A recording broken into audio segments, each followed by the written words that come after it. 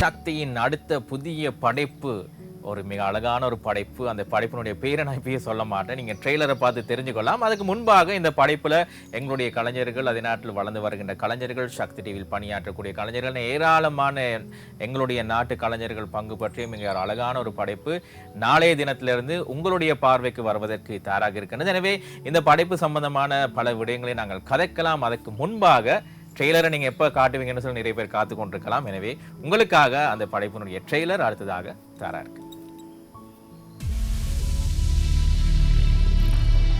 சக்தி TV வழங்கும்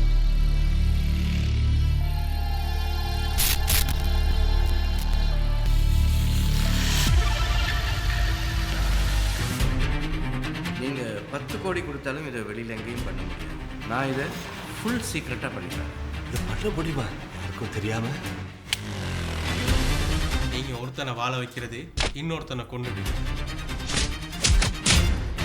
என்ன நீங்க சொல்றத நாங்க செய்யறோம். இதுவரையா 23 பேரை காணோமா. போலீஸுக்கு நம்ம மேல சந்தேகம் இருக்கான்.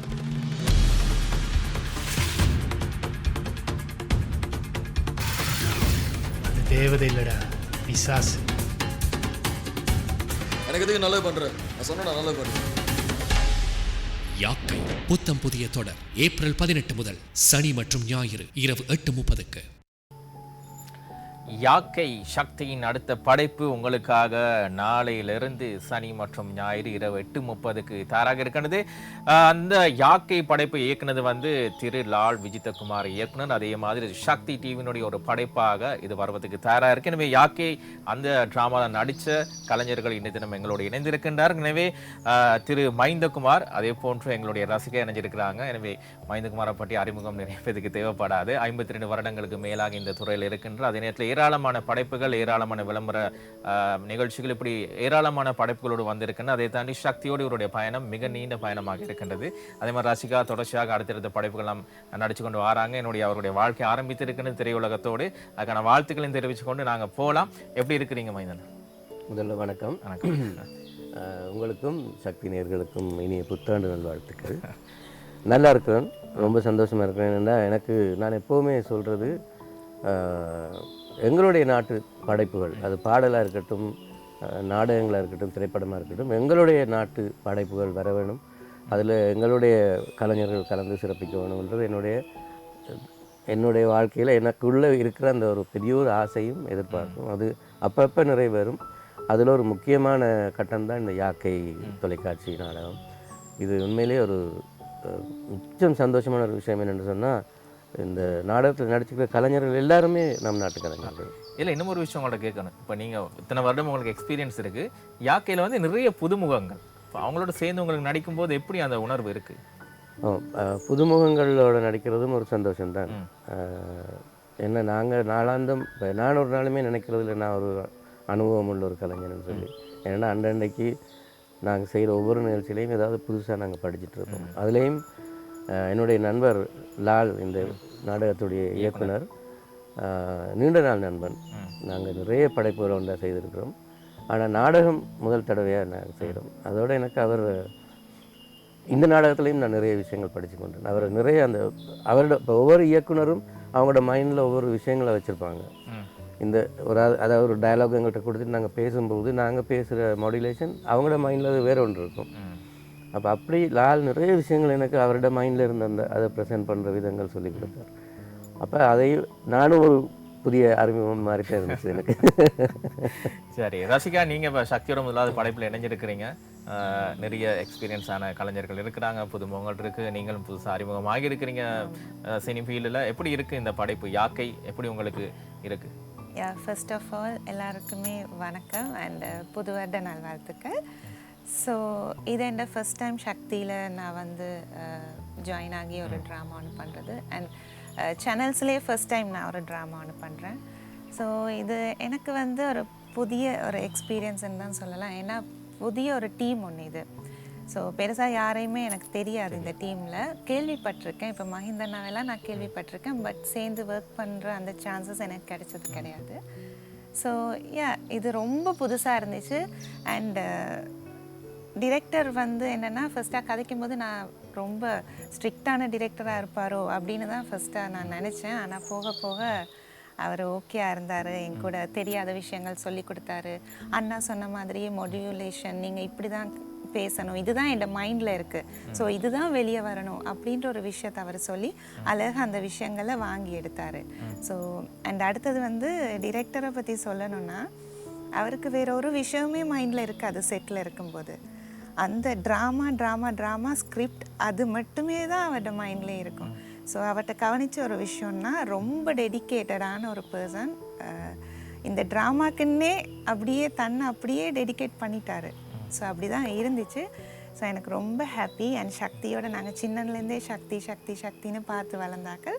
ஸோ சக்தியில் ஒரு வாய்ப்பு கிடைச்சது, அது ரொம்ப ஒரு பெரிய விஷயம். அண்ட் பெரிய நல்ல ஆர்டிஸ்ட் இருக்காங்க இதுக்குள்ளே.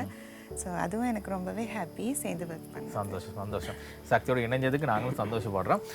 இப்போது உங்கள்கிட்ட வந்து அப்ரோச் பண்ணியிருப்பாங்க, இதுதான் நீங்கள் செய்ய போகிறீங்க, இதுதான் உங்களுடைய கேரக்டர், இதை நீங்கள் எப்படி செய்ய போகிறீங்க, இப்படியெல்லாம் ஒரு எதிர்பார்ப்போட வரும்போது உங்களுக்கு அதை எப்படி ஏற்றுக்கொள்ளக்கூடிய மாதிரி இருந்துச்சா? ஏன்னா கேரக்டரை பற்றி நீங்கள் ரிவீல் பண்ண வேணாம், அந்த ஒரு அவங்க சொன்ன விதம், அந்த கதைக்குள்ளே நீங்கள் உள்வாங்கப்பட்டு அந்த கதாபாத்திரம் அவங்க மாறி நடித்த அந்த ஒரு எக்ஸ்பீரியன்ஸ் எப்படி இருந்தது? அதாவது நான் இதுவரைக்கும் நடித்ததுகளில் இப்படி ஒரு கான்ட்ராஸ்டான ஒரு கேரக்டர் நான் பண்ணதில்லை.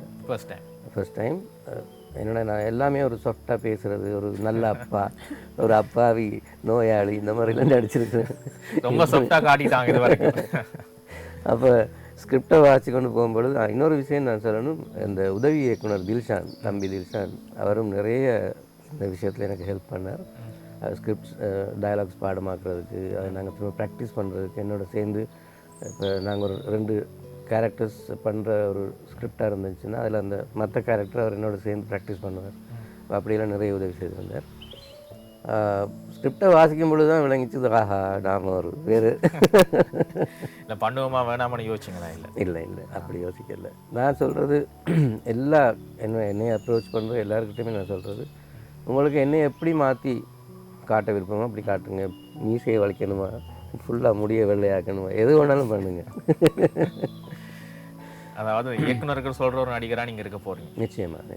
சரி, உண்மையான ஒரு விஷயம். அதே நேரத்தில் இப்போ ரசிகா, இப்போ நீங்கள் நடிக்கும் பொழுது உங்களுக்கும் கேரக்டர் சொல்லியிருப்பான் இதுதான் நடிக்கணும் அப்படின்னு சொல்லி. இப்போ உங்களுக்கு கேரக்டரை பார்க்கும்போது இது என்னால் நடிக்கக்கூடிய மாதிரி இருக்குது, இவ்வளோ மெனக்கடணும், அந்த ப்ரிப்பரேஷன்லாம் எப்படி பண்ணுனீங்க நீங்கள்? ஏன்னா நீங்கள் இன்னொரு வேலையும் செய்கிறீங்க, நடிக்கவும் வந்துட்டீங்க, ரெண்டையும் பேலன்ஸ் பண்ணிக்கொண்டு எப்படி நீங்கள் போனீங்க? இது வந்து உண்மையாக சொல்லப்போனால் சரியான ஒரு சேலஞ்சிங்கான கேரக்டர்ஸ். ஏன்னா வெளியேருந்து பார்க்கும்போது இது நார்மலான கேரக்டர் மாதிரி தான் இருக்கும். பட் அதுக்குள்ளே வந்து வாழ்ந்த மாதிரி தான் நாங்கள் எல்லாருமே இருந்தோம்.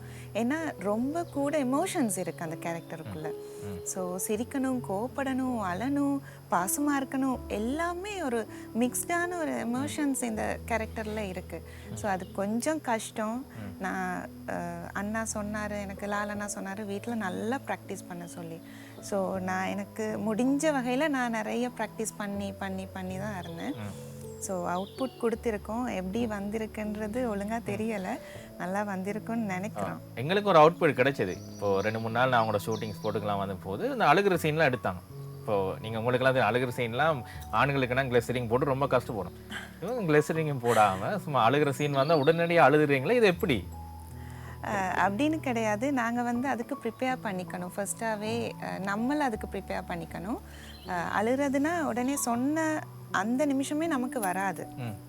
நாங்கள் ஒரு கொஞ்சமாவது டைம் எடுத்து லாலனா சில நேரம் சொல்லுவார், ஓகே ரெடி டேக் போவோம் அப்படின்னு சொல்லும்போது, இல்லை நான் கொஞ்சம் டைம் தாங்க அப்படின்னு சொல்லிட்டு அந்த மூடுக்கு நாங்கள் ப்ரிப்பேர் ஆகணும். அதுக்கப்புறமா தான் நமக்கு ஏதாவது ஒரு விஷயத்த, நான் உண்மையாகவே ஏதாவது ஒரு விஷயத்த நினச்சேன்னா ஓகே, ரொம்ப கவலையாக நினச்சிட்டேன்னா அது வந்துடும். நான் பார்க்க அமைதியாக இருக்கீங்க, செட்டிலேருந்து வந்த நியூஸ் என்ன, நீங்கள் செட்டில் பயங்கர குழப்படியாமே அப்படின்னு கிடையாது. பட் எல்லாரோடையுமே நல்லா பேசி பழகணும், அப்போ தான் ஒரு செட்டில் வந்து அந்த பாண்ட் இருக்கும். ஸோ அதனாலேயே எல்லாரோடையுமே பேசி பழகுறது.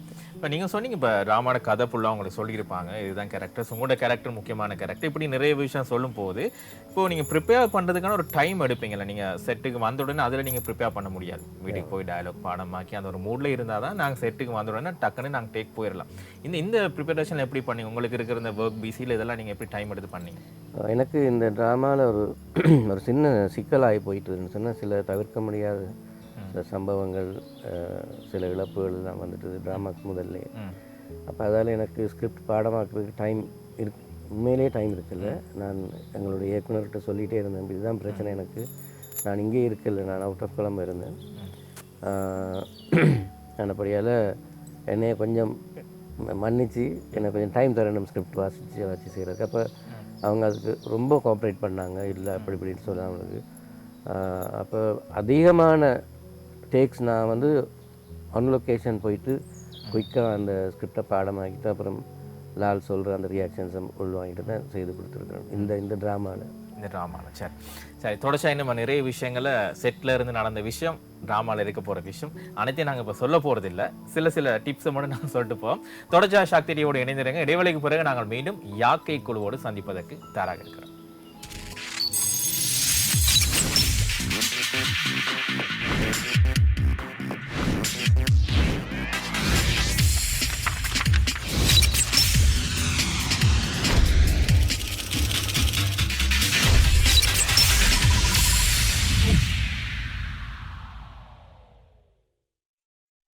யாக்கை புதிய நாடகம் சக்தி டிவியில் எங்களுடைய படைப்பு, சக்தியினுடைய படைப்பு, திரு லால் விஜிதகுமார் அவர்களுடைய இயக்கத்தில் வெளிவர இருக்கின்ற படைப்பு நாளைய தினம், அதாவது சனி மற்றும் ஞாயிற்றுக்கிழமை இரவு 8:30 உங்களுடைய சக்தி டிவியில் ஒளிபரப்பாவதற்கு தயாராக இருக்கிறது. அது தொடர்பாக ஒரு சிறப்பு நேர்காணல் தான் இங்கே வழங்கி கொண்டிருக்கின்றோம். எங்களோடு இணைந்திருக்கின்றார்கள் திரு மைந்தகுமார் மற்றும் ரசிகா. மைந்தகுமாரை நாங்கள் சொல்ல வேண்டிய அவசியம் அனைவருக்கும் தெரிஞ்ச ஒரு விஷயம் தான். அதில் உங்கள்கிட்ட ஒரு நல்ல பண்பு இருக்கு என்னன்னா, ஏதாவது கேரக்டர் கொடுத்தா அப்படியே மாறிடுவீங்க. இதுவரை காலமும் உங்களை நாங்கள் சின்ன வயசுலேருந்து பார்த்த விஷயம் என்னன்னா, மைந்தகுமார் அப்படின்னா ஒரு சொஃப்டான, காமான, அமைதியான ஒரு கேரக்டர். ஆனால் இந்த யாக்கையில் அப்படியான கேரக்டர் தான் உங்களுக்கு இருக்கு. நான் வார தகவல்கள் அப்படி எங்களுக்கு கிடைக்கல. இல்லை, இது உண்மையிலே ஒரு சேலஞ்சிங்கான ஒரு கேரக்டர் எனக்கு கொடுத்துருக்காங்க. நான் ஏற்கனவே சொன்னேன் உங்களுக்கு, ஸ்கிரிப்டை பார்த்ததுக்கப்புறம் தான் எனக்கு விளங்கிச்சு இது நான் கொஞ்சம் வித்தியாசமாக நடிக்கணும்னுட்டு. ஆனால் அதுலேயும் என்ன விசேஷம்னு சொன்னால், என்னை பார்க்கும் பொழுது நான் சாஃப்டாக இருக்கணும் இந்த ட்ராமாவை. ஆனால் நான் செய்கிற வேலையிலலாம் கிரிமினல் வேலையாக இருக்கணும். அப்போ அதுக்காக முகத்தை பயங்கரமாக வச்சுட்டு ஆக்ரோஷமாக பேசிட்டு அப்படிலாம் எதுவுமே இல்லை. சாஃப்ட்டுக்குள்ளே ஒரு கிரிமினல், சாஃப்டாக பேசிகிட்டே கிரிமினல் வேலையை பார்த்துட்டு இருக்கணும். அந்த படியில் எனக்கு கொஞ்சம் ஈஸியாக இருந்துச்சுன்னு சொல்லுறாங்க. சரி.